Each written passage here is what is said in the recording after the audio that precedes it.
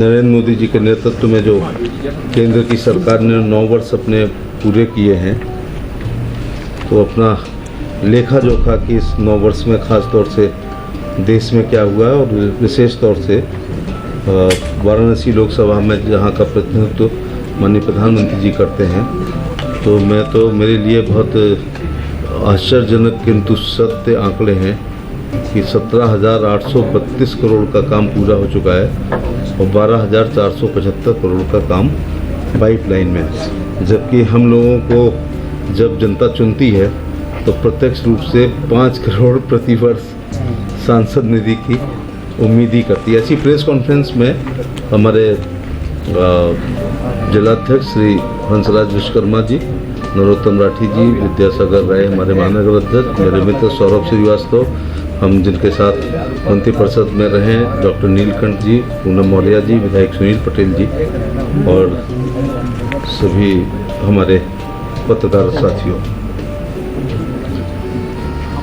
अगर वो हो तो मैं स्लाइड हो पीपीटी तो ऐसे भी कर सकता हूँ अगर कोई व्यवस्था हो। तो इस पूरे 9 साल के निबंध को जब मुझे एक छात्र के रूप में ये कहा जाए कि आप इसका शीर्षक क्या लिखना चाहेंगे, तो मैं 9 साल बेमिसाल और सेवा सुशासन और गरीब कल्याण इसका शीर्षक देना चाहूँगा। जैसे पीपीटी की पहली स्लाइड में आपने देखा होगा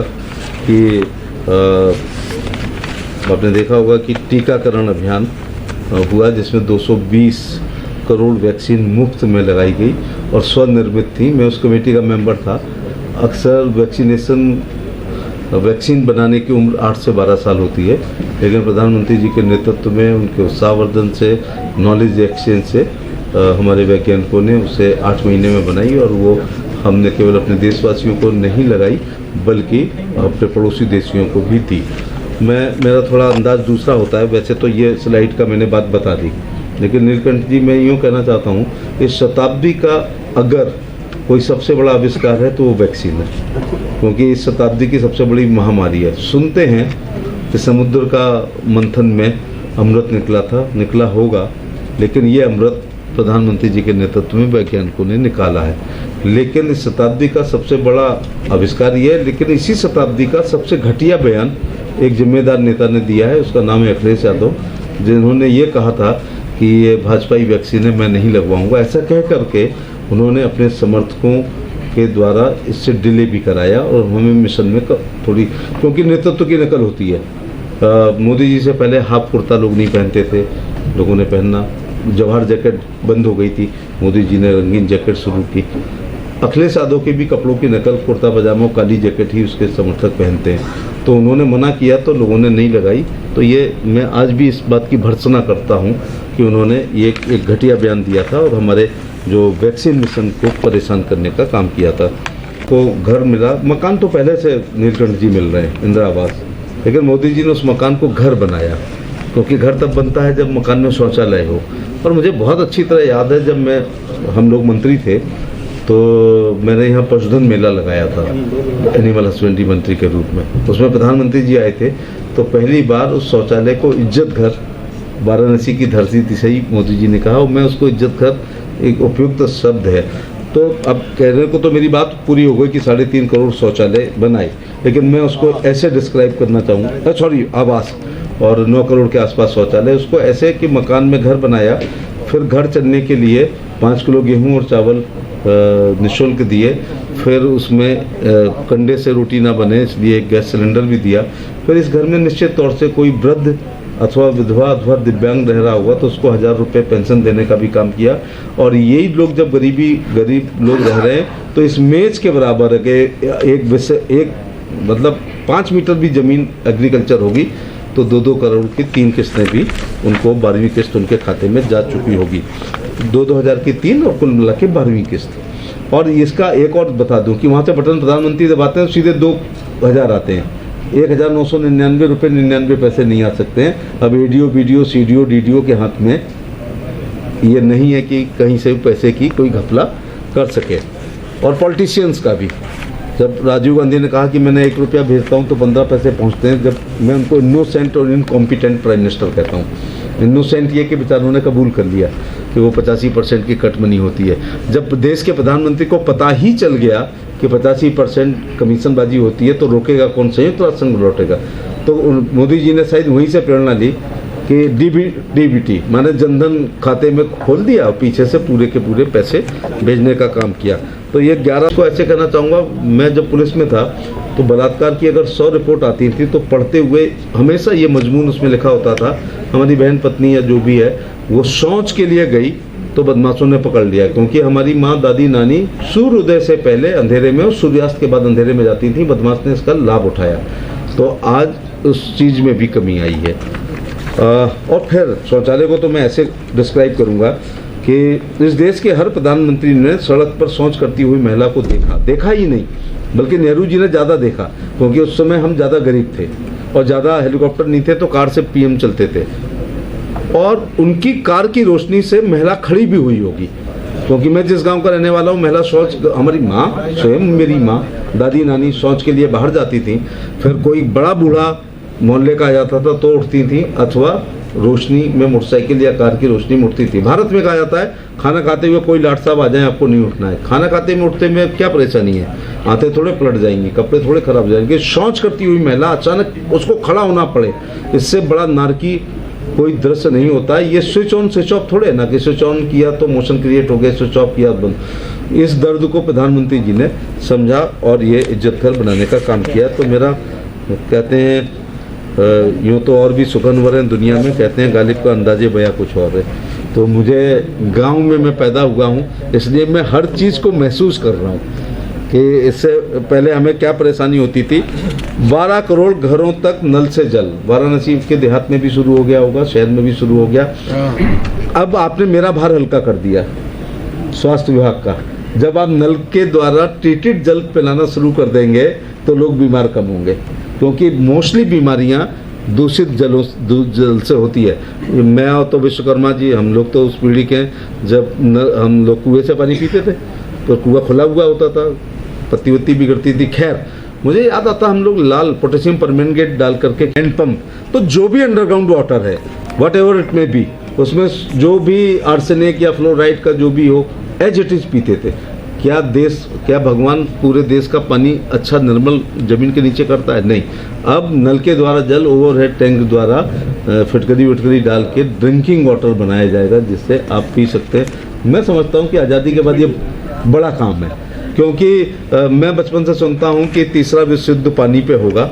तो पानी पे विश्व युद्ध भले ना हो, लेकिन वाराणसी में मोहल्ला युद्ध जरूर हुए होंगे कि जब नल आता है तो लाइन लगती है, फिर आपस में लड़ाई होती है, फिर बाल्टियाँ बचती हैं, फिर सर फूटते हैं, फिर वो एक जो हम बाल्टी पानी लेने आए हैं वो फिर हम खून बहा के जाते हैं। फिर धारा 147, 48, 323, 504, 506 का मुकदमा भी पंजीकृत होता है। तो 1 करोड़ रुपए का शेयर सुनाता हूँ आपको कि खून इस दौरे गरानी में बहुत सस्ता है।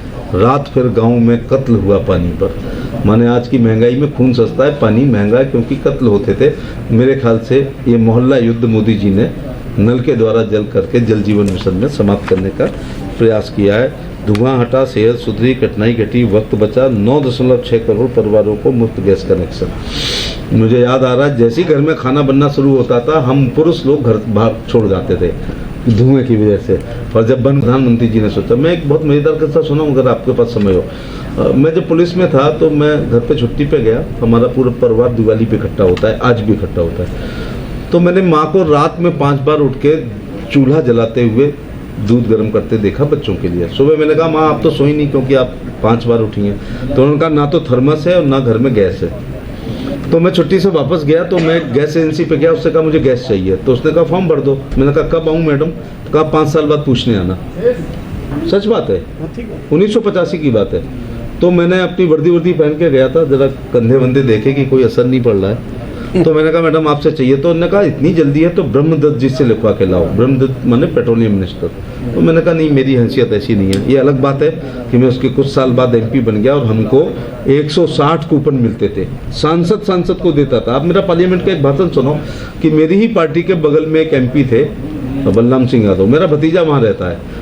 कॉन्स्टिट्यूंसी में देना होता है, तो मैं वहाँ दे नहीं सकता था। तो मैंने चिट्ठी लिखी, आदरणीय MP साहब, मेरा सगा भतीजा आपके यहाँ रहता है, कृपया एक कूपन दे दें। तो उन्होंने उस चिट्ठी के पीछे लिखा, मेरा सगा साड़ू तुम्हारी लोकसभा में रहता है, पहले तुम दे दो तो हम दे देंगे। ये देश की व्यवस्था में बता रहा हूँ। अब क्या हुआ, तो मैंने उस महिला की कार का नंबर नोट किया। 84 में केवल 5 कार होती थी मारुति, और नियमों के अनुसार, मोटर व्हीकल एक्ट के अनुसार उसके हफ्ते में मैंने 7-8 चालान किए। तो समझ गए, उसने मुझे बुलाया, चालान क्यों हो रहे हैं? मैंने कहा आप नियम तोड़ रही हैं इसलिए चालान हो रहा है। कहा गैस ले जाना रात को आके। तो मैंने कहा चूल्हा नहीं लूँगा, क्योंकि याद करो पुराने लोगों, चूल्हे वहीं से खरीदना मैंडेटरी था जिसमें कमाई होती थी, जबकि ऐसा ही होना चाहिए। तो कहा मेरे बाप लो या ना लो, बस आप आ जाओ। तो मैं सिलेंडर भरा हुआ, रेगुलेटर और चूल्हा लेके अपनी माँ से संगम एक्सप्रेस में जाके जब मिला, तो मेरी माँ ने कहा इससे बड़ी कोई गिफ्ट हो ही नहीं सकती जब कंडे लकड़ी गीली हो जाती हैं, रिश्तेदार आ जाता है। तो मैं 5 महीने बाद गया, मैंने कहा अम्मा नीचे एक अपमान और एक एहसान। अगर ये ऑब्लिगेटरी योजना है तो मुंह खाए तो आंखों को झुकना चाहिए, और आयुष्मान कार्ड में अगर हमारा इलाज होके हम बचते हैं तो हमें मोदी जी को आयुष्मान भव कहना चाहिए। ऐसा मेरे अपने निजी विचार। वैसे तो डेमोक्रेसी है, कोई किसी को कहीं भी वोट डाले, लेकिन थोड़ा एहसान याद रखना चाहिए। मेरे विभाग से संबंधित है, इसलिए मैं थोड़ा हाईलाइट करूंगा। 9300 जन औषधि केंद्र पर सस्ती दवा मिल रही है। मुझे दवाइयाँ फ्री हैं एज MP CGHS कार्ड में। कई बार दिल्ली नहीं जाना होता तो दवाई खरीदते हैं। एक दवाई मुझे याद नहीं आ रही है, 120 रुपये की मेरे को मार्केट में मिली, और जन औषधि केंद्र पर वो केवल 22 रुपये की थी। इसलिए आप, बनारस दवाइयों का बहुत बड़ा केंद्र है, बहुत बड़ा, आगरा उधर, वेस्ट में, ईस्ट में इधर। इसलिए जन औषधि केंद्र पर CMO अगर यहाँ होंगे तो अभी एक मीटिंग लेंगे, उनको IMA की मीटिंग बुलानी चाहिए, और जो जन औषधि केंद्र की दवाइयों को हमारे चिकित्सकों को लिखना चाहिए, क्योंकि हमें सॉल्ट देखना चाहिए, ना कि कंपनी देखनी चाहिए। 85% तक की बचत कहीं पर होती हो तो बताओ आप। तो ये इस पर, और हमें हमारे चिकित्सकों को ध्यान रखना चाहिए कि मेडिकल स्टोर से आने वाला कमीशन अगर हम छोड़ दें, मैं तो बहुत स्पष्ट कहता हूँ, तो 80 करोड़ जिस देश में 5 किलो गेहूं चावल रहते हैं, हमारी समाज के प्रति भी कुछ नैतिक जिम्मेदारी होती है। खाद की कीमत नहीं बढ़ी, खाद के लिए लाठी नहीं चली। मैं पहली बार सांसद हुआ था तो लाठी चार्ज हुआ था उस पर, खाद केंद्र पर। मुकदमे आज तक हम पर कायम हैं जो हम लोग झेल रहे हैं। लेकिन जैसे ही प्रधानमंत्री जी ने वो किया, कोटेड, नीम कोटेड किया, तो उससे क्वालिटी भी सुधरी और उससे ब्लैक जो मिलिंग बंद हुई, वो मिलावट बंद हुई। 6000 रुपये की सम्मान निधि मिल रही है। इसमें मैं प्रधानमंत्री जी का विशेष तौर से एक बात के लिए धन्यवाद देना चाहूँगा, उन्होंने शर्त नहीं लगाई कि 1 हेक्टेयर ज़मीन हो, 1 एकड़ ज़मीन हो, 1 बीघे ज़मीन हो, 1 विस्वा ज़मीन हो। एक मेरी कॉन्स्टिट्यूंसी में परिवार रहता है जो अलग नहीं हुए, तो वो ज़मीन में, खेती में वो क्या करते हैं कि खेती की जगह चलो वो भागवत कथा वहाँ होगी, लेकिन खतौनी में 52 लोगों का नाम है। मरते गए नाम आता गया, मरते गए नाम आता गया।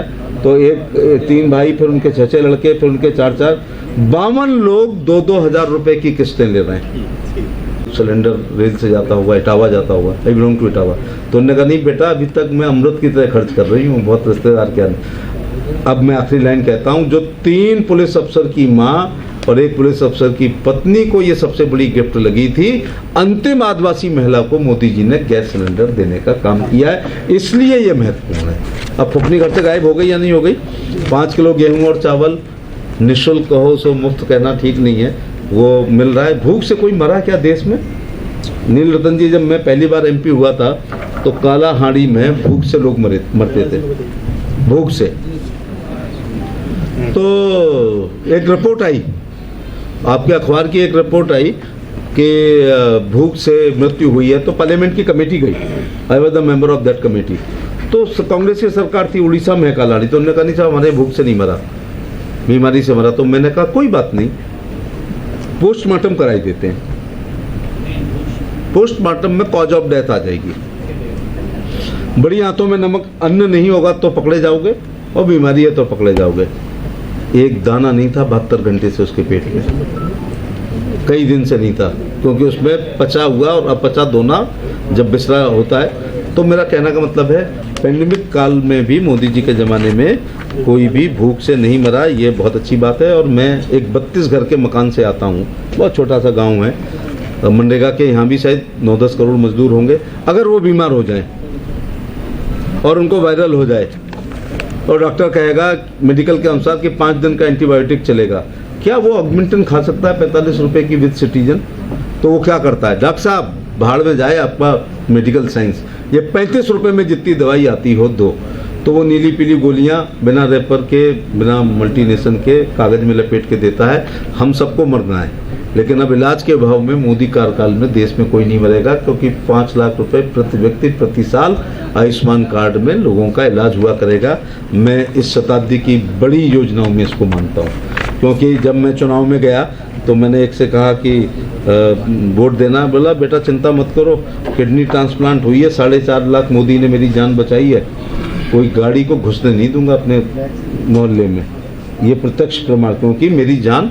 अच्छा, मैं ये और कहना चाहता हूँ, जब हमारा मंच जाता होगा चुनाव में तो इनमें से कोई ना कोई हाथी पे चढ़ा हुआ व्यक्ति आपको एक बात कहता होगा, क्या हम मोदी जी अपने घर से दे रहे हैं? मैं यहाँ ये क्लियर कर दूँ कि घर से नहीं दे रहे हैं, टैक्स के पैसे से दे रहे हैं। लेकिन संविधान में कहाँ ये लिखा है कि शौचालय मैंडेटरी है, आवास मैंडेटरी है, 5 किलो गेहूँ चावल मैंडेटरी है, विधवा विकलांग पेंशन है, आयुष्मान कार्ड, किसान सम्मान निधि, ये ऑब्लिगेटरी है। मेज के बराबर अगर नाम होगा तो उसको 2-2 हज़ार की 3 किस्तें मिल रही होंगी। हो सकता है 6,000 लागत खर्च करने के बाद शायद बच ना रहे हो। खेती कब है आपकी? जब अतिवृष्टि से बच जाए, अनावृष्टि से बच जाए, ओले से बच जाए, पाले से बच जाए, गाय से बच जाए, कोहरा से बच जाए।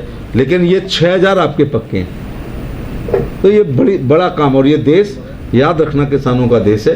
देश की खुशहाली का रास्ता खेत खलिहान से होकर के जाता है। मैं निजी तौर से प्रधानमंत्री का धन्यवाद देना चाहूँगा।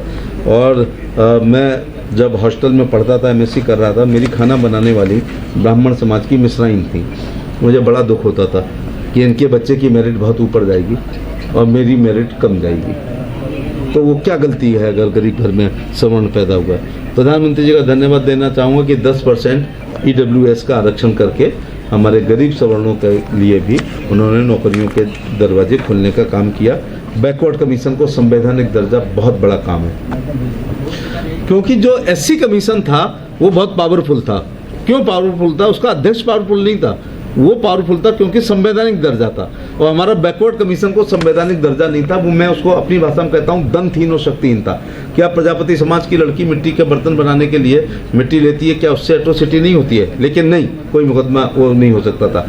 तो SC कमीशन के चेयरमैन मिस्टर पूनिया को सब जानते थे, लेकिन बैकवर्ड कमीशन के चेयरमैन ईश्वरैया को कोई नहीं जानता था, जबकि वो he was the chief justice of Andhra high court. तो प्रधानमंत्री का धन्यवाद देना चाहूँगा कि संवैधानिक दर्जा दे दिया है। वो भी अब संबंध भेज करके अधिकारियों को बुला सकते हैं और अकाउंटेबिलिटी तय कर सकते हैं। हमारे दिव्यांग भाई, प्रधानमंत्री जी कई काम ऐसे करते हैं कि वित्तीय भार नहीं पड़ता है और इज्जत मिल जाती है।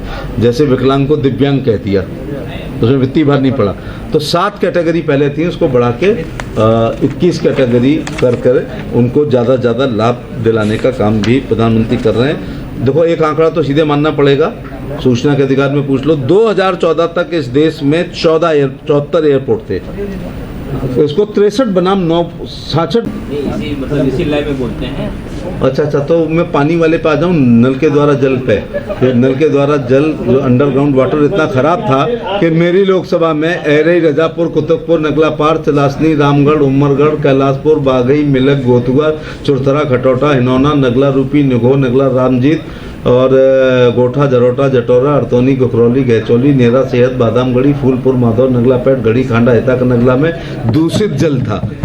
मोदी जी के नल के जल के द्वारा हम गंगा जल पी रहे हैं। अब जरा राजभर से पूछ लेना, इतने गाँव में याद हो। 75 जिलों के नाम एक साथ। चलिए, कोई बात नहीं, वो तो भूगोल का बच्चा बता देता है। राष्ट्रीय सुरक्षा सर्वोपरि, 10,000 से अधिक भारतीयों को सुरक्षित घर लाए। ब्रेकिंग न्यूज आपको दूंगा नहीं, चाहे जितनी कोशिश कर लेना। और कोविड महामारी में पूरे विश्व में 2.97 करोड़ लोगों को हम घर लाए हैं। मैं एक दिन एयरपोर्ट गया तो महेंद्र पांडे जी 2 बजे रात में खड़े थे, यूक्रेन से बच्चे आ रहे थे और मुझे 3 बजे का स्लॉट मिला था। अब सोचिएगा, हमारे किरण रिजिजू साहब खुद विदेश गए थे, तमाम लोग गए थे। हमारे फॉरेन सर्विस वालों ने जान जोखिम में डाली, बमों के बीच में हम हमारी वजह से यूक्रेन और रूस का युद्ध रुका कि हमारे बच्चे निकल जाएं। तो मैं प्रधानमंत्री का धन्यवाद देना चाहूँगा। वो ऑपरेशन मेरे को याद नहीं आ रहा, ऑपरेशन जो भी था उसमें हम अपने बच्चों को निकाल करके लाए हैं। और G20 ये मैं आप देख ही रहे होंगे, पिछले 10 दिन की फ़ोटो हैं कि एक ऑस्ट्रेलिया के, ये छोटी बात नहीं है, दूसरा पैर छू रहे हैं, तीसरा सर्वोच्च स्थान दे रहे हैं, तो ऑटोग्राफ लेने के लिए भाग रहे हैं और सेल्फी लेने के लिए एमपी लोग पीछे भाग रहे हैं। वैश्विक नेता के रूप में मोदी जी ने भारत का नाम, मैं थोड़ा उदाहरण देने के लिए कहना चाहूँगा। बहुत साल पहले, क्योंकि मैं यूपीएससी का छात्र था तो कुछ चीज़ें याद हैं मुझे कि हमारे यहाँ नॉन अलाइनमेंट समिट हुई थी, मिसेस गांधी उसकी अध्यक्ष हुई थी एक बार।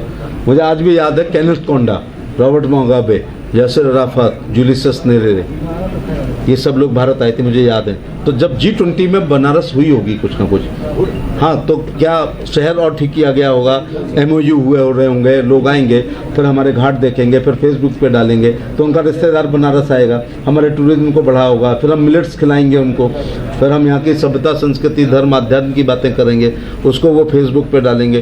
तो ग्लोबल टूरिज्म G20 ने बढ़ा दिया है। ताजमहल देखने आए तो भौचक के रह गए कि इतनी खूबसूरत बिल्डिंग भी हो सकती है। फिर हमने उनको अपना ब्रज का लोक भाषा, लोक भोजन, लोक भूषा, लोक संस्कृति, लोक गीत ये सुनाए, तो हमारी एक मार्केटिंग हुई है। और G20 क्या है, G20 में तो 85% ग्लोबल बिजनेस अपने पास है, 75% आबादी के हम नेता हैं, और वो इकनॉमी मेरे ख्याल से 70-80%, 80% के। तो ये और ऐसी नहीं मिल जाती अध्यक्षता, और अध्यक्षता तो बहुत लोगों को मिली है, लेकिन जिस प्रकार से हमने G20 का पूरा लाभ भारत का दर्शन कराने में, MOU कराने में, व्यापार कराने में, अपनी सभ्यता, संस्कृति, धर्म, अध्यात्म को दिखाने में, पर्यटन को बढ़ाने में किया, उसके लिए धन्यवाद। इतनी बात मुझे कहनी थी। सर जी, माननीय प्रधानमंत्री जी हैं, तो मैं बताऊं कि वाराणसी में क्या क्या हुआ, तो चाहो तो आप में से कोई बता दो, लेकिन मैं जो वाराणसी में पिछले 9 साल में करीब जो ये 30,000 करोड़ रुपए की बड़ी परियोजना 17,832 करोड़ हो चुकी है से ज़्यादा, 12,475 पाइपलाइन में, करोड़ों का कॉरिडोर बनाने के साथ काशी विश्वनाथ धाम में श्रद्धालुओं को उपलब्ध कराई जा रही है गेस्ट हाउस समेत सुविधाएं। मैं देख के आया हूँ। एक्सप्रेस वे वाराणसी से गाजीपुर मैं अभी चल के आ रहा हूँ, मऊ गोरखपुर तक शानदार हाईवे, एयरपोर्ट रोड हरदुआ मछली शहर तक शानदार सड़क, मैं अभी उस पर जाने वाला हूँ। रिंग रोड और शहर की सड़कों के चौड़ीकरण से बनारस की मजबूत कनेक्टिविटी। वाटरवे तो 0 था, अब 11 हो गए, लेकिन आप वाला हल्दिया वाला, और जिसमें एक आप चला के तीर्थ घुमा रहे हैं, मैं धन्यवाद देना चाहता हूँ। वाटरवे, हाईवे, एक्सप्रेसवे, एयरवे समेत अब रोप वे भी हमारे यहाँ वाराणसी में शुरू हो रहा है। धन्यवाद। काशी की सांस्कृतिक धरोहर को भेंट, मोदी के कार्यकाल में सारनाथ के धमेक स्तूप के ऐतिहासिक स्थल पर साउंड एंड लाइट शो हुआ है। राजकुमार सिद्धार्थ से भगवान बुद्ध बनने तक के जीवन सफर पर प्रकाश डालता है, जो पर्यटकों को शॉर्ट में ही बता रहा हूँ मैं आपको। भारत का पहला जलीय पोत के लिए मल्टी मॉडल टर्मिनल काशी में, काशी को स्वतंत्र भारत में पहली ऐसी परियोजना का सम्मान मिला। प्रधानमंत्री मोदी ने स्वयं धार्मिक नगरी में पहले जलीय पोत एवं कंटेनर का स्वागत किया है, वो खुद भी उपस्थित होते हैं। किसान और गौमाता के लिए उच्चतम मूलभूत सुविधाएं, पीएम ने गौमाता की सुरक्षा संरक्षण मूलभूत सुविधाओं का उद्घाटन किया। काशी में गौमाता की सुरक्षा एवं आश्रय के लिए 102 गौ आश्रय। जी जी जी।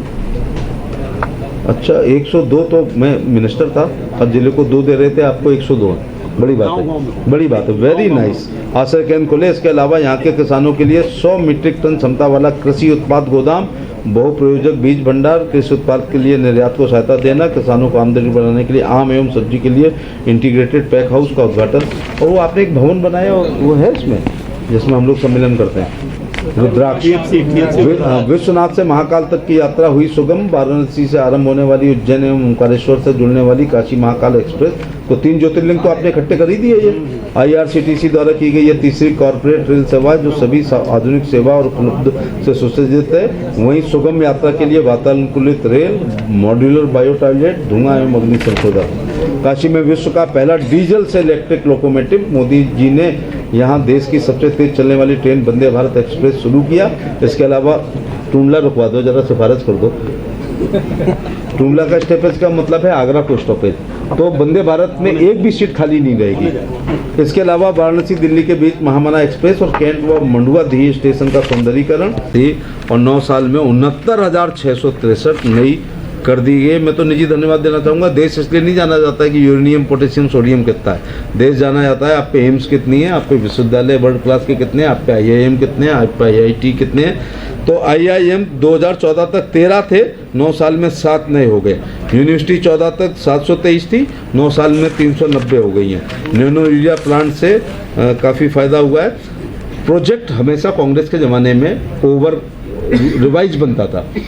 जो 10,000 करोड़ का बनना था वो 50,000 करोड़ पे पहुंच जाता था। इसलिए प्रधानमंत्री जी ने कैंसिल नहीं किए। सरयू नहर परियोजना, बोगीबिल ब्रिज, कोसी रेल महासेतु और बोलम बाईपास केरल को पूरा कर दिया है। और सुबह में जब ट्रेन से उतरा शिव शक्ति से, तो वो आपका पुराना स्टेशन तो नज़र आ नहीं रहा था।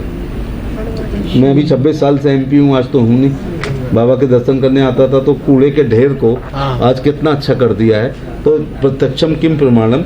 और हमारे रेलवे स्टेशन, एयरपोर्ट जैसे लगते हैं। निजी आभार कि 800 करोड़ खर्च करके हमारा कैंट स्टेशन, राजामंडी स्टेशन और फोर्ट स्टेशन को डिसेंबल करके, गिरा करके पूरा बनाया जा रहा है। ऐसे ही भव्य स्टेशन काशी में भी निश्चित तौर से बने होंगे। उसके लिए मुझे लगता है कमलापति त्रिपाठी जी के बाद किसी ने काम किया होगा, क्योंकि हम बचपन में सुनते थे कि उन्होंने रेलवे स्टेशन को थोड़ा आध्यात्मिक लुक दिया था। तो आज हुआ है। दुनिया का सबसे बड़ा स्टैचू ऑफ यूनिटी हमारे पास है। स्टैचू ऑफ लिबर्टी से बहुत बड़ा, आप उधर देख रहे होंगे, लौह पुरुष सरदार पटेल का। और उसके लिए लोहा हर देश के हर गांव से आया, सामूहिक सहभागिता से हमने मैं तो इनका इसलिए प्रशंसक हूँ, मैं मिलिट्री साइंस का प्रोफेसर हूँ। बिस्मार्क की पॉलिसी थी, the policy of blood and iron, और तो ये विलय होती नहीं अगर सरदार पटेल ना होते, उनकी सख्त नीति ना होती। ऐसा करके हमने कृतज्ञता प्रकट करी है। मनाली से लाहौल स्पीड सर्दियों में जाना हुआ संभव। मनाली से लेह की दूरी 4-5 घंटे कम हो गई है। 10,000 तक बन चुका था। तो मैंने फोटो वाइफ को भेजे, तो कह रहे और कहीं घूम रहे हो, फालतू में कह रहे हो कि आप काशी विश्वनाथ हो, क्योंकि उसने वो कुंज गलियां सब कुछ देखा हुआ था। सोमनाथ मंदिर का पहला जीर्णोद्धार प्रातः वंदनीय पूर्ण श्लोका लोकमाता महारानी अहिल्याबाई होलकर ने की थी, फिर सरदार पटेल ने किया और अब मोदी जी ने किया है। कल उनकी जयंती थी और मैं मोदी जी का धन्यवाद देना चाहूँगा कि काशी विश्वनाथ मंदिर का भी जीर्णोद्धार अहिल्या जी ने कराया था। तो कृतज्ञता ज्ञापित करते हुए उनकी स्टैचू लगाई है। और मैं तिवारी जी से कहना चाहूँगा कि वो मूर्ति पे कुछ लिखा नहीं है, इसलिए थोड़ा कह देना कि ये प्रातः वंदनीय पूर्ण श्लोका लोक माता अहिल्याबाई होलकर इंदौर की महारानी की है, क्योंकि लोग समझ नहीं पा रहे हैं। हम लोग तो समझ जाते हैं शंकराचार्य जी और वहाँ तो केवल एक स्टील की प्लेट लग जाए बस, क्योंकि करतारपुर साहब में कॉरिडोर हुआ, मुझे लगता है कि अभी सारे वो केवल। और मुझे अयोध्या में राम भव्य मंदिर का निर्माण हो रहा है, जो हमारी आस्था का प्रतीक है। नॉर्थ ईस्ट की बहनें बहुत नाराज़ रहती थी हमारी साथों। मोदी जी ने नॉर्थ ईस्ट को कॉन्फिडेंस में लिया है और बहुत सारा वहाँ बजट दिया है। अभी थोड़ी मणिपुर हमारा थोड़ा सा वहाँ पर घटनाएं हो रही हैं, लेकिन नॉर्थ ईस्ट से भाजपा की सरकारें बन रही हैं और वो आज अपने को मुख्य धारा से, अब वो बीजिंग से अपने को दूर महसूस कर रहे हैं और दिल्ली से अपने को पास महसूस कर रहे हैं। तो पूर्वोत्तर की संस्कृति का रखाव किया। 9 साल पर्यावरण संरक्षण में रिन्यूएबल एनर्जी, नमामि गंगे का तो काशी में तो प्रेस करते हुए इसलिए अच्छा लगता है कि आंखों से देखता हूँ क्या क्या हुआ है। और चीता प्रोजेक्ट में हम अपने चीतों को बचाने का काम कर रहे हैं। राष्ट्रीय सुरक्षा सर्वोपरि है, इसीलिए सर्जिकल स्ट्राइक हुई, धारा 370 बदली। 5 बार MP बनके मैं सड़क, स्कूल, बिजली, पानी, नाली, खरंजा, फाइनल रिपोर्ट, चार्जशीट, बंदूक का लाइसेंस, विधवा विकलांग वृद्धावस्था पेंशन और शादी ब्याह, 13वीं भागवत कथा, रसिया दंगल कव्वाली करता रहा। पहली बार जब जीत के गया इस बार बीजेपी से, तो 370 का कलंक हटाने और 35 सेव में मेरा भी योगदान है। इसलिए मैं अपने इस कार्यकाल को बहुत अच्छा मानता हूँ कि राष्ट्र के निर्माण में मेरा योगदान है। प्रकाश राजभर की आज़ादी के बाद हमें कहना चाहिए 47 से 14 और 14 से 23, तो 75 साल हुए ना देश के। 66 बनाम 9, 66 साल में 74 एयरपोर्ट और 9 साल में भी 74 एयरपोर्ट नए। अब सोचिए, नए, ये पीले वाले नए हैं। और आपकी कनेक्टिविटी कितनी बढ़ गई है। वाराणसी पे ऐसे जाते हैं, ISBT पे आ गया हूँ, एक बस आ रही दूसरी जा रही, ऐसे हवाई जहाज आ रहे हैं और जा रहे हैं। तो ये फ़ायदा हुआ। और रिकॉर्ड कंस्ट्रक्शन 2014 तक 91,287 किलोमीटर थे और 9 साल में नए 53,868 किलोमीटर। मुझे कहने में कोई गुरेज नहीं है कि मैं गडकरी साहब को आधुनिक शेरशाह सूरी कह सकता हूँ, कि उन्होंने, और मैं पढ़ रहा था उसको अमृत सेन को, तो उन्होंने एक जगह लिखा कि नोबेल पुरस्कार हमारे प्राप्त हैं कि अमेरिका के राष्ट्रपति वो थे हमारे जॉन एफ कैनेडी, उन्होंने कहा था कि अमेरिका पैसे वाला देश है इसलिए सड़कें नहीं बना ली हमने, पहले सड़कें बनाई इसलिए हम पैसे वाला देश हो गए। तो सड़क का बड़ा महत्व है, सड़क सेकुलर होती है, सब लोग चलते हैं। हैंडपंप एकदम पर्सनल होता है, आदमी दूसरे को पानी नहीं भरने देता। तो ये भी मैं गडकरी जी का, प्रधानमंत्री जी के नेतृत्व में वो लोग काम कर रहे हैं। आम हिंदुस्तानी के लिए वर्ल्ड क्लास ट्रेन है, जिसमें कल मैं चला हूँ। मैं आगरा से 11:25 पे वंदे भारत से चला और 100 मिनट में मैं निजामुद्दीन आ गया। जब तक मैंने कुछ को गुड मॉर्निंग का जवाब दिया, ब्रेकफास्ट किया, थोड़ा सा अखबार पढ़ा, मैं आगरा आ गया। ऐसी वंदे भारत आपके पास भी है दिल्ली से, और यहाँ और कई राजधानी होंगी। तो 2014 तक हम पे 0 वर्ल्ड क्लास थी, 9 साल में 20 हम पर हैं, और जब ये छपा था तब से एक और वंदे भारत बढ़ गई है, वो जो मुजफ्फरनगर होते हुए देहरादून हरिद्वार जाएगी।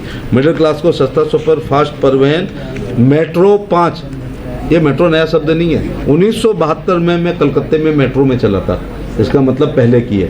लेकिन सरकारें 2014 तक केवल 5 शहरों में मेट्रो चलाई, हमने 9 साल में 15 शहरों में मेट्रो चलाई है। और मैं निजी आभारी हूँ कि आगरा में भी मेट्रो हो रही है और स्मार्ट सिटी हो रहा है। एम्स, बड़ा भाग्य जब इंसान का शरीर पाए, और उससे बड़ा भाग्य अगर हम उसे बचा लें। तो 2014 तक केवल 7 एम्स थे और 9 साल में 15 नए एम्स हैं। अब ये तो देखो बहुत आंकड़े, 66 साल में 7 और 15 साल में 9, ये बड़ी बात है, धन्यवाद देना चाहिए। और मेडिकल कॉलेज, मैं तो इसलिए धन्यवाद देना चाहूँगा, सीटें ना बढ़ती तो मेरे दोनों बच्चे डॉक्टर नहीं बन पाते। 2014 तक 9 साल में 2014 तक 641 मेडिकल कॉलेज थे, 9 साल में 700 नए बने। अब तो 1 डिस्ट्रिक्ट 1 है, शायद छोटा जिला जो है लाइक चंदौली जो बाद में बना है, लाइक हाथरस औरैया, सब जगह हो गया। ऐसे में थोड़ा विलम्ब से आ रहा है मूल जिले में। अच्छा लो बताइए, चलो वहाँ भी बन गया। मेडिकल सीटें बढ़ी हैं, 250 बिस्तरों वाले अस्थायी अस्पताल ने काशी को कोविड के खिलाफ लड़ाई का क्रियान्वित किया। Kashi Covid response centre 24/7 command और कंट्रोल, तमाम चीज़ें। इस दौरान यातायात पुलिस प्रबंधन आज मैं देखते हुए आया हूँ, कहीं जाम नहीं था, एवं मेडिकल इमरजेंसी के लिए एकीकृत कमांड कंट्रोल सेंटर, ये आ गया स्मार्ट सिटी, स्मार्ट निगरानी। अच्छा, वो कमांड कंट्रोल बहुत अच्छा होता है। सुनिश्चित करने के लिए शहर के 720 महत्वपूर्ण स्थानों में 3000 CCTV कैमरे लगे हैं, पुलिस मामलों की बेहतर जांच कर सके। इसके लिए वाराणसी में फॉरेंसिक साइंस फॉरनर्स आते हैं, इसलिए यहाँ ये सब जरूरी है। द्राक्ष कन्वेक्शन सेंटर काशी के रुद्राक्ष, सांस्कृतिक अक्षय वट की नई शाखा, उसमें मैं भी आया था।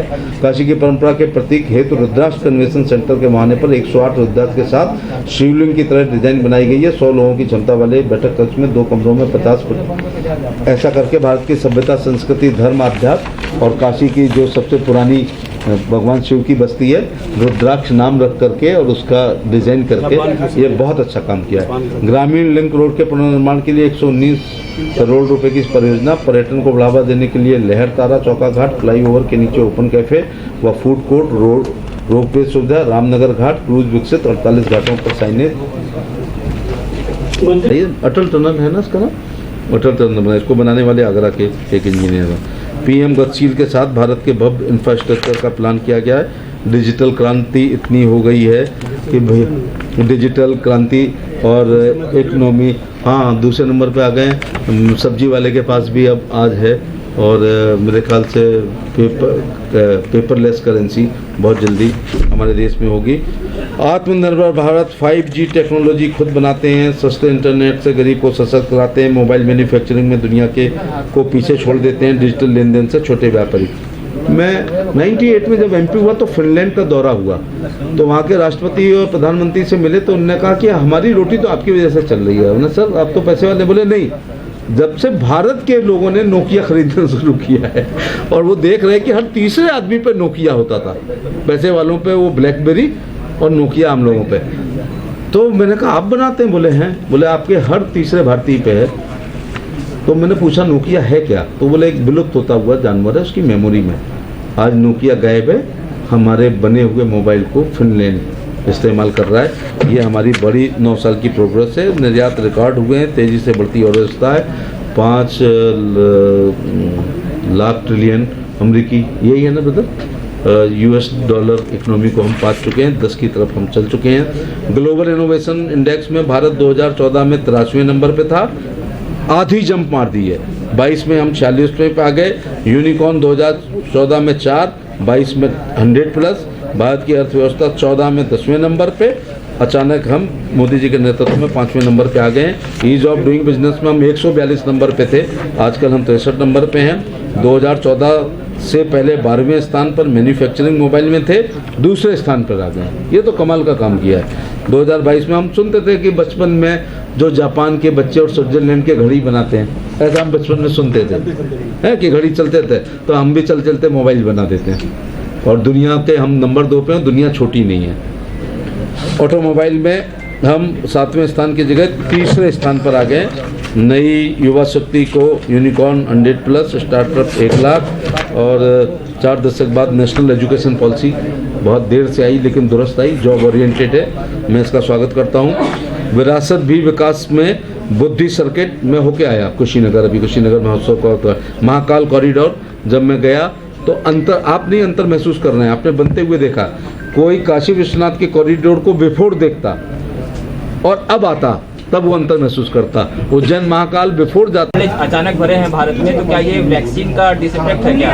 मैं वैज्ञानिक नहीं हूँ, इस पर कोई नहीं है, लेकिन अगर बढ़े हैं ऐसे आंकड़े आएंगे तो उस पर शोध करने की ICMR वगैरह हमारे पास है, तो उस पर शोध कर लेंगे। मंत्री जी, बनारस की तमाम योजनाएं आप गिराती हैं, क्या 2024 के चुनाव में बनारस केंद्र बनेगा और रोल मॉडल पूरे देश में जाएगा बनारस का?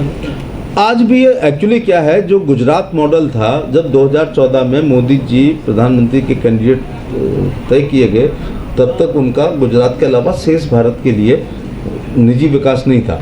लेकिन गुजरात में तब तक CM बन के वो इतना अच्छा कर चुके थे कि इस प्रत्याशा में, मैं बहुत सा शब्द इस्तेमाल कर रहा हूँ, मोदी जी को इस प्रत्याशा में कि अगर मोदी जी की सरकार बन जाएगी और प्रधानमंत्री वो बनेंगे तो गुजरात मॉडल देश का मॉडल हो जाएगा, और उस प्रत्याशा पर लोगों ने वोट डाला। लेकिन 14 से लेकर 24 तक तो हजारों ऐसे काम होंगे कि हर कैबिनेट में वो कुछ लेकर आते हैं, जिसका अब हमें, अब क्या हमने आज 12 रुपये वाला बीमा की चर्चा की है, क्या हमने 400 रुपये वाले बीमा की है, क्या हमने जनधन योजना की बीमा की? क्योंकि अगला स्टेप इतना अच्छा आ जाता है कि हम पीछे वाले काम को थोड़ा सा भूल जाते हैं। तो निश्चित तौर से आज भी काशी मॉडल विश्व के अच्छे मॉडल में से है। 24 में पेश किया जाएगा है जी, काशी मॉडल को 24 के चुनाव में पेश किया जाएगा पूरे देश में, जिस तरह से 14 में गुजरात मॉडल पेश किया जाएगा। सबका साथ, सबका विकास, सबका विश्वास और सबके प्रयास में यही आ जाता है कि प्रधानमंत्री जी के यहाँ काम इसलिए भी ज़्यादा होना चाहिए कि प्रधानमंत्री जी हम 400-500 MPओं को जिताने के लिए दौरा करते हैं, इसलिए उनके यहाँ विकास होना चाहिए, जिससे विकास पर भी वोट पड़े। और लास्ट में तो 2-3 दिन बिल्कुल घर घर यहाँ पर आप लोगों से स्नेह में मिलते हैं। तो काशी मॉडल को जो है वो निश्चित तौर से देश के लिए, हमारे लिए एक बहुत अच्छा अनुकरणीय है। उसका, हम विकासशील देश है ना, तो ये 24 में तो नहीं कर पाएंगे, लेकिन धीरे धीरे सब लोग, जैसे मैं भी आज देख रहा हूँ, यहाँ से सीख के जा रहा हूँ, तो मैं भी PMO से तमाम चीज़ें मांगूंगा।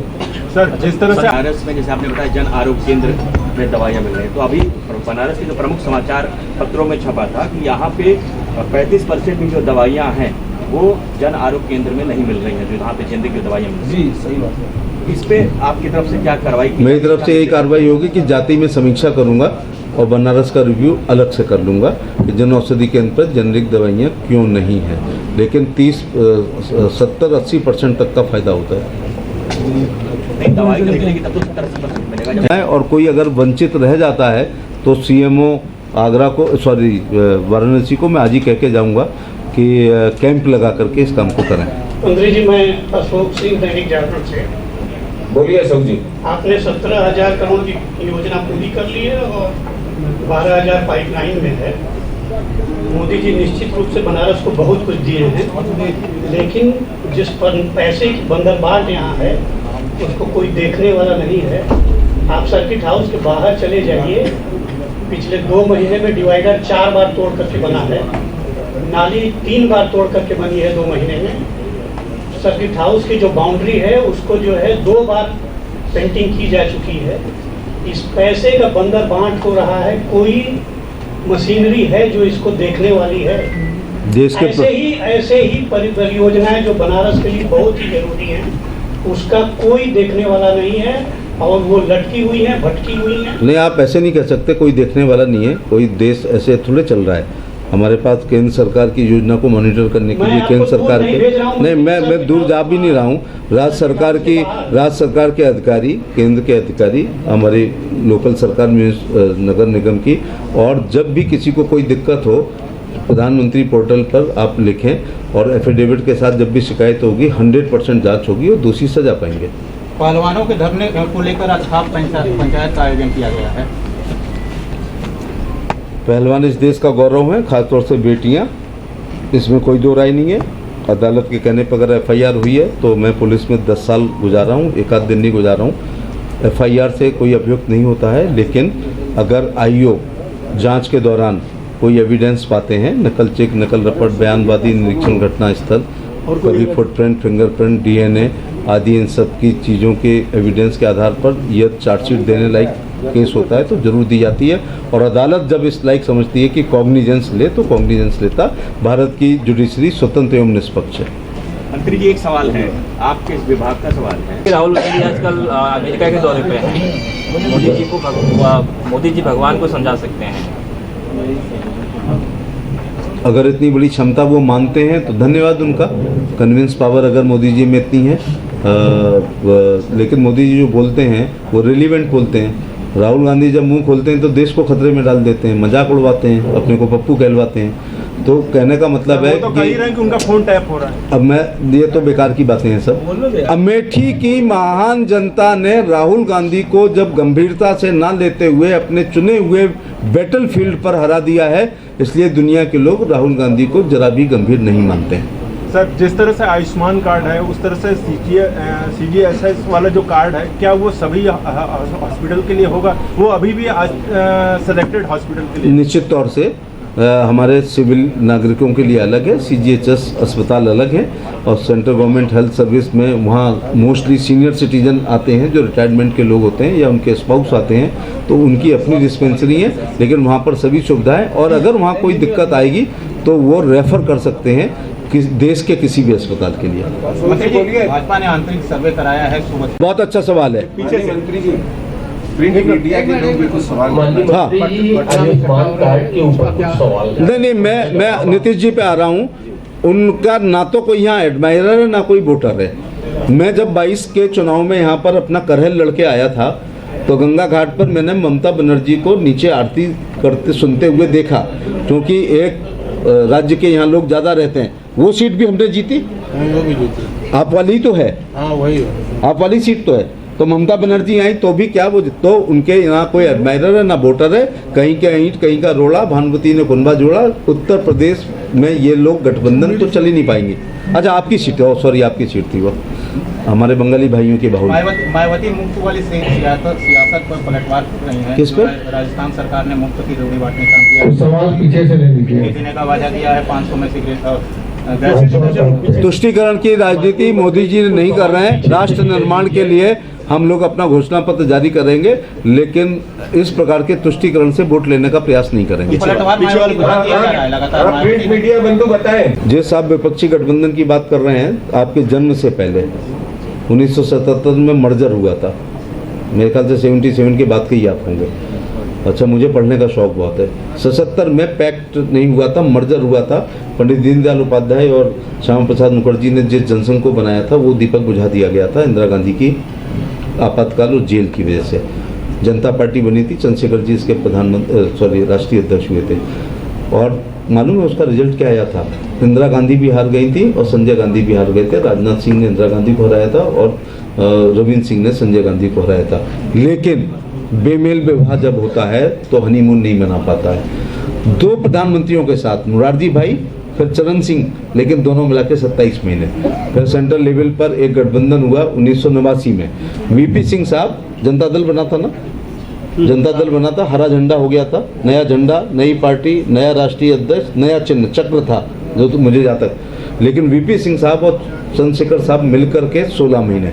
इसके बाद 1996 में गठबंधन हुआ और उसमें देवगौड़ा साहब और गुजराल लगा करके 16 महीने। इसी दौरान स्टेट में यूपी के संदर्भ में कहूँगा सपा बसपा का गठबंधन हुआ 1993 में। मुलायम सिंह जी 16 महीने और मायावती 4 महीने चली। हम इतने पुराने गठबंधनों की बात क्यों करें? अभी ताज़ा 2019 में सपा बसपा का गठबंधन हुआ था जो प्रभावशाली था। वोट ट्रांसफर करने की भी क्षमता रहती है इन लोगों में।